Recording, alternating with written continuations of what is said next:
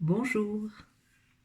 Parce que j'organise une journée de formation le 2 février sur le fait d'ouvrir ses ailes, hein. Cette journée de formation s'appelle Femmes, ouvrez vos ailes.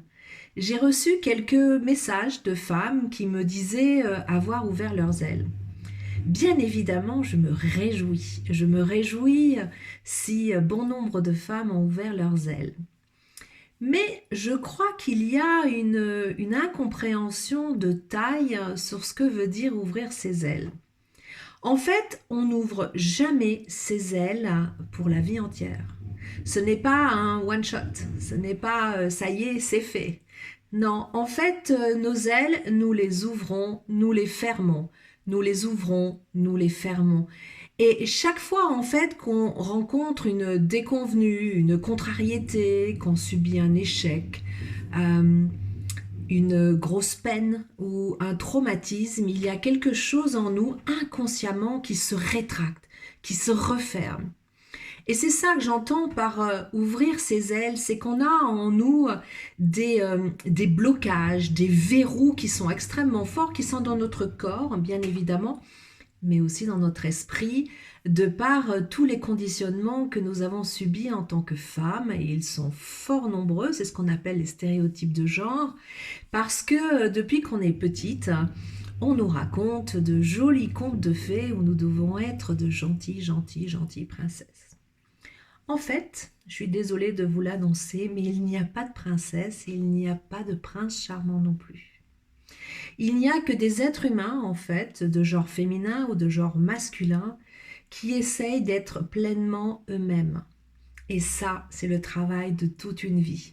Donc, ouvrir ses ailes, c'est un processus régulier, un processus constant. C'est vrai qu'il y a des moments où d'un coup, on ouvre ses ailes, il y a quelque chose qui s'ouvre en nous, un élan absolument incroyable, une énergie qui bondit, et ça c'est très bon, et on se dit, oui, ça y est, j'ai ouvert mes ailes. C'est vrai, il y a des moments comme ça forts, et puis il y a des moments aussi où, comme je l'ai dit, on se rétracte, doucement, sans en prendre conscience, et où il faut à nouveau faire le travail pour réouvrir nos ailes. Donc c'est tout un travail et c'est vrai que c'est un travail de prise de conscience. Première chose à faire, la prise de conscience. Tant qu'il n'y a pas de prise de conscience, il n'y a pas possibilité de faire un travail pour déconstruire parce qu'il y a toujours un moment où on déconstruit. On déconstruit les conditionnements que l'on a subis, on déconstruit ces blocages, ces verrous que l'on a mis en place, on déconstruit nos freins intérieurs pour justement respirer. Respirer, ouvrir ses ailes, sourire à la vie. C'est ça le travail que je vous propose en fait le 2 février prochain avec mon acolyte Antoine Gerlier qui est fondateur de Namatata, l'appli de méditation.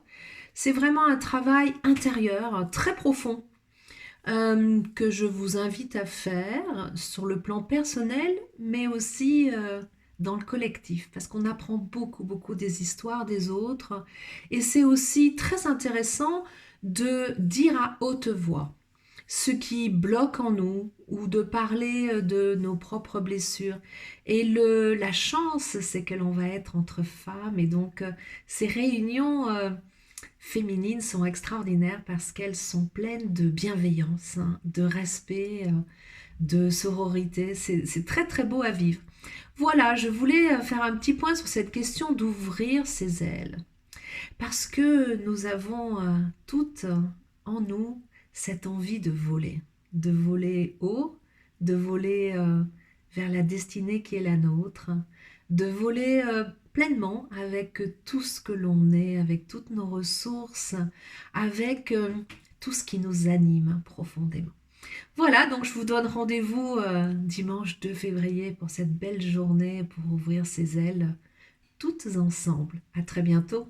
Au revoir.